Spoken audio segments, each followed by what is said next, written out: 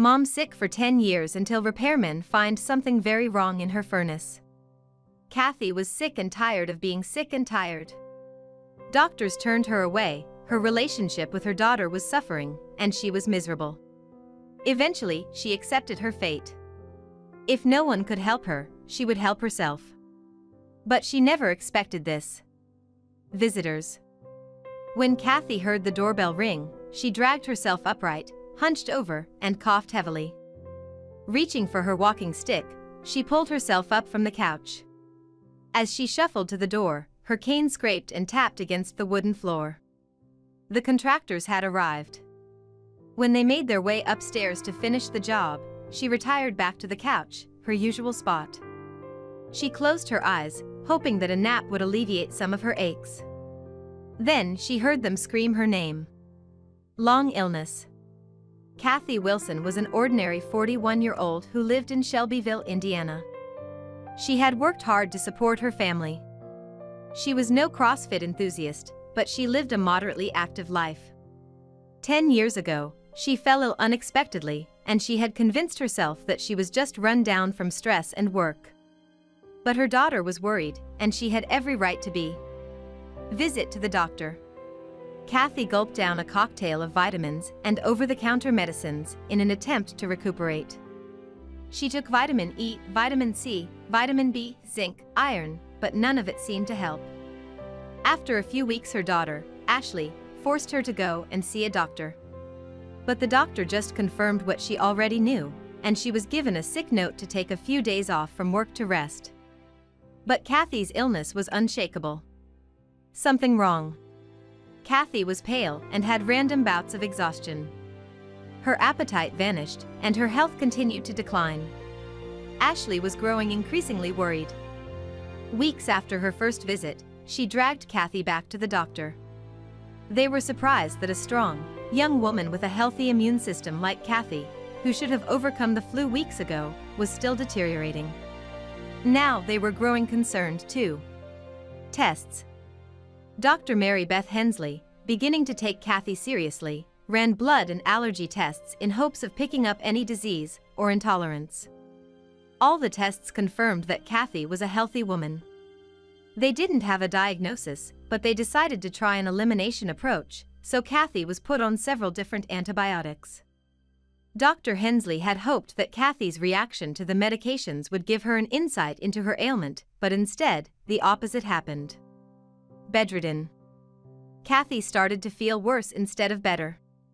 She had body aches and could barely keep her eyes open. Then the mystery illness started to take a toll on her mental health. Her friends and family members started to worry. Maybe the illness was all in her head? But no, Kathi knew her body, and she knew something wasn't right. Ashley witnessed her mother's deterioration firsthand, and she also knew in her heart that something just wasn't right. No answers. Kathi, determined to get to the bottom of her illness, searched for her symptoms online. She spoke to experts in online chats, and she tried herbal treatments and natural remedies, but nothing seemed to be helping. As time went by, more and more people lost faith in her, and no one could give her answers. She had never felt so alone before. Maybe it really was just all in her head? Great lengths. Kathi visited her doctor regularly over the next 10 years. Dr. Hensley provided Kathi with the best care and tested for everything that she could. She went to great lengths to attempt to diagnose Kathi. She insisted on cardiac testing, chest X-rays, MRIs of the brain, the spine, to see if something was related. But nothing seemed out of the ordinary. I felt we were very thorough but didn't come up with a solution, Dr. Hensley explained. But Kathi was growing sick and tired. Treating herself.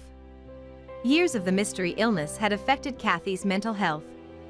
It impacted on her relationships, work, and most importantly, her quality of life. After 10 years of her flu-like symptoms, she decided that if no one could help her, she would help herself. So she decided to treat herself to a bathroom makeover. She had plans to create a sanctuary by remodeling the entire bathroom. She arranged contractors to take care of the job. But shortly after, they made a shocking discovery. Problems. The contractor's forehead crumpled with concern when he asked Kathi when her water heater had been installed. Kathi knew that it had been installed years before she had gotten sick, and Ashley must have been a little girl at the time. She thought hard and replied, "Maybe 10 years ago?" The contractors were horrified. They had discovered that the furnace and water heater, fitted incorrectly, were causing trace amounts of carbon monoxide to escape and leak into the house over an extended period of time. But isn't carbon monoxide poisonous? Carbon monoxide is colorless and odorless, invisible to the eye. This makes the gas a silent killer. When the body is exposed to it, the gas displaces oxygen in the blood, and this causes serious damage to the heart, brain, and vital organs. Even a small exposure to CO can cause chest pains, fatigue, nausea, headaches, and vertigo. But prolonged exposure can have serious effects, including vomiting, muscle weakness, fainting, and confusion. Some cases of CO poisoning even result in death. But how had she been misdiagnosed again and again? Finally, an answer. After years of searching for answers from specialists and healthcare professionals, Kathi had lost hope. But now, Kathi's decade-long symptoms suddenly all made sense. The most unexpected visitors had finally given her an answer. "I was shocked," she exclaimed. Kathi had been suffering for so long from an unexplained illness, and it had left her in the physical condition of an old woman. But how could she ever thank them enough? Over the years it kept getting worse and worse, Ashley explained. When she heard that finally there was proof of her mother's ailment, she was overjoyed. Now, Kathi would be able to function like a normal human being again. After years of her mother being bedbound, they would now be able to do all the things that they had missed out on, like going shopping or going out for dinner. But could she ever forgive the doctors after all the years of neglect? Road to recovery. Kathi hasn't felt this good in years. She got so much more than just a new bathroom from the contractors, she got her life back. She's thrilled to have her body, mind, and spirit healed. "I feel great," she said. "I haven't been this happy and I can't tell how long." Kathi is well on her way to recovery after all the years of being exposed to poison, but there is still an element of concern to this story. Starting anew. Kathi wishes that she had pushed harder for a diagnosis. She had been called crazy, delusional, and a hypochondriac for a decade because the tests were negative. She was prescribed the usual bed rest, exercise, or pills, but nothing helped. No one could give her the answers. But Kathi was right to trust her instincts. Even though she had to wait for 10 years for an answer, she is grateful. Kathi looks forward to her newfound energy and her new life, and she hopes that her story will raise awareness about the dangers of carbon monoxide.